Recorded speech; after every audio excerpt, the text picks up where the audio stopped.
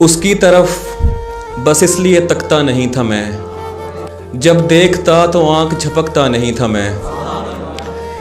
ऐसी दबीज तह थी बदन पर मलाल की, जलने के बावजूद चमकता नहीं था मैं। एक इत्र साज लम्स ने तकमील की मेरी, वरना खिला हुआ भी महकता नहीं था मैं।